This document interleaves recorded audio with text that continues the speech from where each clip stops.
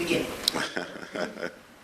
Where to begin? Tell us, how did you actually get started playing cricket? What was your first choice? Not really. When you have a father who basically played for Antigua and Barbuda, it gives you an opportunity to, as kids, you would take your bat and his bats and pads, and even though they were a little bit oversized at the time, that's how you fiddle around. You get an opportunity to get certain things done. Sometimes try and fit your little feet into his cricket boots and things like that. And that was the start. And if you also have a father who is pretty much encouraging, that to me, you're halfway there anyway. We in our family we had 4 boys. If you have 4 boys in your family, certainly there's going to be up to some sort of mischief, yeah. So we used to play a lot. Let's talk about your first match ever for Antigua. It was actually... You must have heard about that. Yes, it was actually... Well, that was pretty regrettable that time. When you have a young kid and he's just been given an opportunity to play for his country, and everyone feels like you're the man, and even you yourself sometimes, have that little feeling that you're the man, that you're going to go out and exhibit whatever talent and skill that you have.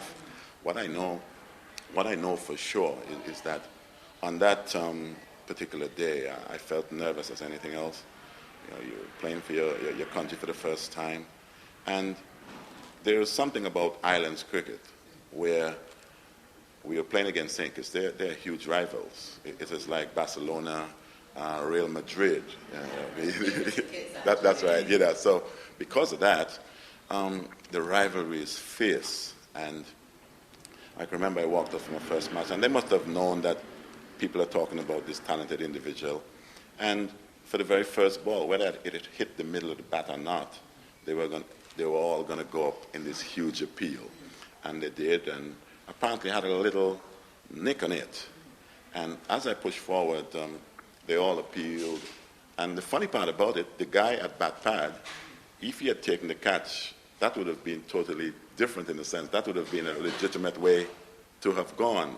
But because of what was rehearsed earlier, they all went up and forgot that I did get a little nick onto to pad. And the umpire decided to give me out. Well, in those days, you got to move from one level to the next. There are times you could call I was a rude boy at the time and didn't care what I expressed, and I expressed some nasty sentiments to the umpire, regarding that I wasn't out. And the crowd saw that and got intense, and within minutes they had the stands on fire. So it's a period in your life that you would most certainly remember, because we got to remember all this stuff, especially the places that you would have been after. And I can remember going out to bat, and I myself was a little bit disturbed because I got into the dressing room, my head in my hands, and I'm feeling pretty awful. You would have just started a ride, Viv, and this is your first match. I don't know whether you're going to get this opportunity again for you to do that. And I can remember the administrators came in and they said, I loved the bat then, and the administrators came in, Viv, you see what you have done.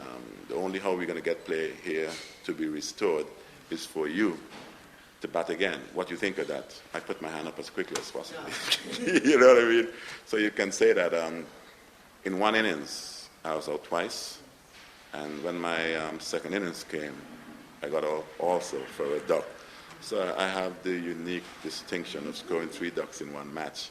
Something, it is a record, I think, but something I wanted to throw to the door.